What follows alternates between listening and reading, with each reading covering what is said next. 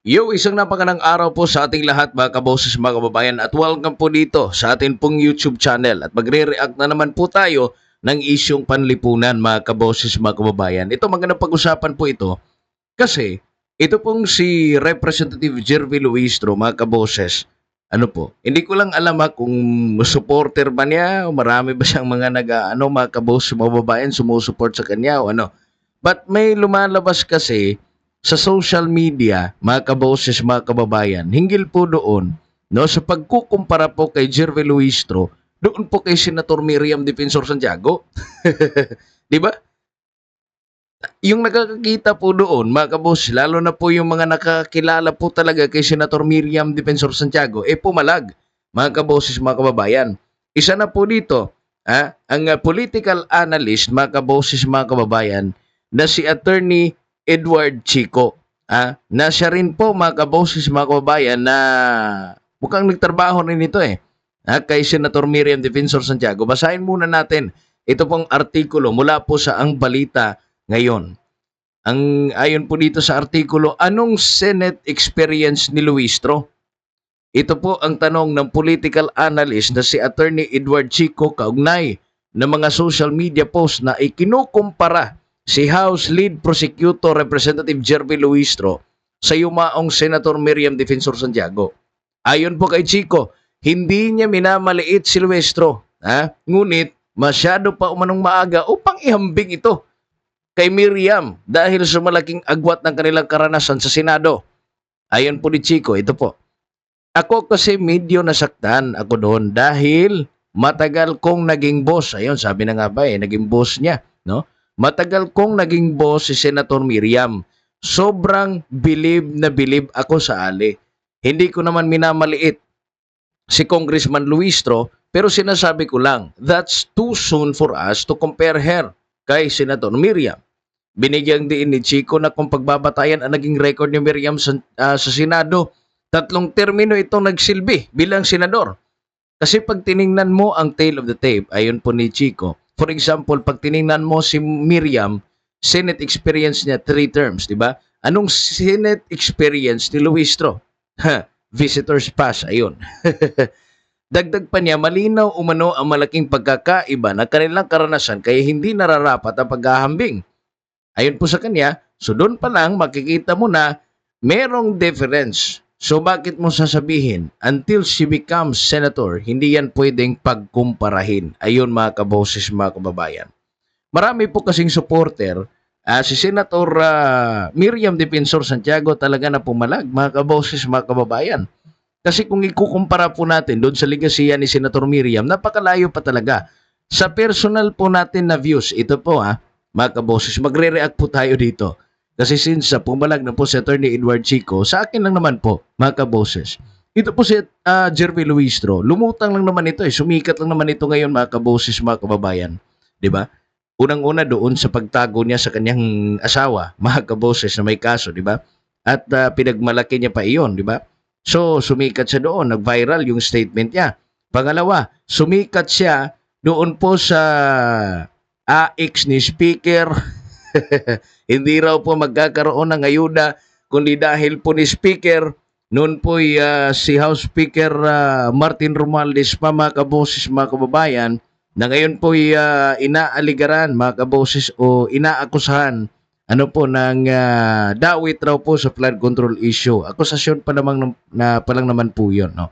So, yan, kilala po si Jervy Luistro diyan at naging kritiko ni Vice President Sara Duterte, mga kaboses, mga kababayan, nung nag-away po yung unity team. Meron na po siyang selective na po yung niya 'di ba? At yung latest, yung pagdalo niya doon sa isang selebrasyon doon sa Malacanang, mga kaboses, mga kababayan, kasama yung si Liza Raneta Marcos at sina Presidente Bongbong Marcos Jr. So, napakarami, no, mga kaboses, at lalo na dito po sa impeachment. So, kilala po dyan si Jervy Luistro, mga kaboses, kasi nga prosecutor siya ngayon sa prosecution panel siya ngayon sa impeachment ni Vice President Sara Duterte, mga kaboses, mga kababayan. Wala po ako pinapanood ko kasi itong si Senator Miriam, di ba? Grabe, sobrang talas. Si Senator Miriam, sobrang talas po ng mga pananalita niya, mga kaboses. At nakita ko po yung impeachment noon, mga kaboses, ano po, may mga impeachment po na nandun po si Miriam Defensor Santiago. Grabe talaga. Iyon po nga debate, grabe po talaga yung kaniyang mga statement. At factual naman yun, mga sinasabi ni Senator Miriam. Wala pong preno, mga kaboses, mga kababayan. Walang preno, pero at least, eksakto, hindi paligoy-ligoy, mga kaboses, mga kababayan, iisa ang direksyon, mga kaboses, at talagang meron siyang prinsipyo, no? Meron siyang ideolohiyang binibitbit, mga kaboses, mga kababayan. Kaya maraming nasasayangan kay Senator Miriam. Compare sa Senate ngayon, mga kaboses, na wala talagang makakagaya kay Senator Miriam Defensor Santiago. Senate na yung mga natira. No, matagal na, mga kaboses, mula nung pumanaw si Senator Miriam, wala pang nakakaapak.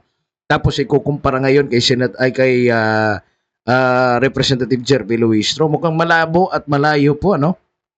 Mga kaboses, mga kababayan.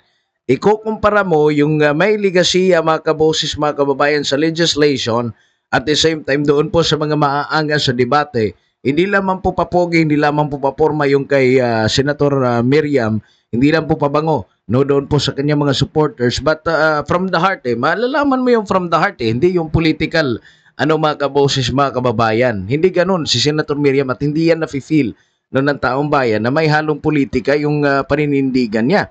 Kasi kahit na sino binabangga mga kaboses, walang kinikilala lang, kahit pa kalyado niyan mga kaboses, mga kababayan, alam natin yan si Senator Miriam Defensor Santiago. At meron po yan, mga kaboses, mga kababayan, wala pong basta ratrat ng ratrat po yan, mga kaboses. Mahihiya na lang yung mga resource person or your mga iniimbestigahan, mga kaboses, mga kababayan, kapag nagsalita na si Senator Miriam Defensor. At Diyos ko naman, huwag nyo naman pong ibaba yung standard, mga kaboses, kasi napaka-standard po ni Senator Miriam Defensor Santiago. Tama po itong sinabi ni attorney, para sa akin, nasa ngayon ako, ewan ko lang sa inyo, mga kaboses, mga kababayan. Anong Senate experience si Luistro? Yun, sinabi niya, visitors pass kasi visitor lang siya doon sa Senado, mga kaboses, mga kababayan. So, compared to the ikumpara natin, mga kaboses, mga kababayan, doon po sa experience si Senator Miriam, ano po, grabe po talaga, di ba? Malaki na po, mga kaboses, mga kababayan. Kumbaga yung ambag, ligasiya na nga mga kaboses, di ba? So, napakalayo. Itong Jervy Luistro, wala namang ibang ginawa ito kundi knock-knock doon sa mga Duterte. Hindi nga natin nakita na meron siyang ganong kagalit sa korupsyon. Mga kaboses, mga kababayan. Bakit? Yan yung katanungan kung bakit nananahimik ito si Jervy Luistro. Doon po, mga kaboses, mga kababayan, sa talamak na po na korupsyon. Kung nandun pa siguro si Senator Miriam noong kasagsagan po ng Blue Ribbon na mayroon pong mga confessions, wala na siguro yun, di ba? Lagutan na siguro lahat, mga kaboses, mga kababayan. Pero wala Wala na kay Senator Miriam Defensor Santiago. Wala na makaka-break sa record niya. Kaya ganito yung Senado ngayon. No? Doon magulo pero nagkakabati-bati, mga kaboses, mga kababayan, kasi na umaayon lang sa batas Magagaling sa batas itong mga tao na ito. Ito si Jervil. Ano ba? Attorney ito pero sumikat ito sa pagtago ng kanyang kasi abogado daw siya, di ba? Mga kaboses, mga kababayan. At yung katanungan natin, siguro, masasabi natin na siguro, mga kaboses, mga kababayan, na magkapantay na sila. Pwede na nating ikumpara siya kay Senator Miriam Defensor Santiago. If ever, hindi lamang po si Sara Duterte, yun pong kanya pong binabanatan. Dapat lahat po, mga kaboses, nagpapahalata ito Aminin nila o hindi, halata na po ng taong bayan yung leaning po nila, mga kaboses. May pinapanigan ito diba? Mga kaboses, mga kababayan. Kasi kung wala, ubos na sana. Napakaraming issue po ng bayan natin, mga kaboses, mga kababayan. Diyos ko po, dyan pa po sila. No? Nagka-focus ngayon sa impeachment ni Vice President Sara Duterte. Napakarami pong usapin sa legislation na sana po na priority, pero wala Mas priority nila ito for their political interest. At ngayon po mga kaboses, sinabi po nila na mayroon po silang mga maraming mga kaboses, marami raw po yung kanilang mga ebidensya kay Vice President Sara Duterte. Marami po silang tiyak po makukonvict daw po si Vice President Sara Duterte. Pero ngayon, tingnan nyo, nilagay sa witness list yung yung dating sheriff. Tapos ayaw ng sheriff kasi nga wala silang paintulot, at the same time ayaw ng sheriff ni madamay sa politika. Ultimo yung sinuntok ni Vice President Sara Duterte noon, ayaw mag-cooperate kasi alam niya ang politika. Mga kaboses, mga kababayan. So kayo, sa tiningin nyo ba, maaari bang ikumpara si Jeremy Luistro kay Senator Miriam Defensor Santiago? React po kayo mga kaboses, mga kababayan, sa atin pong comment section. Mag-aabang po ako sa ating comment section. At maraming salamat po sa inyong pakikinig at panunood, mga kaboses, dito po sa Standpoint Analysis. Ako po yung nakasama, ito po si Kaboses Wins. Please subscribe, like, and share. Maraming salamat po and bye-bye.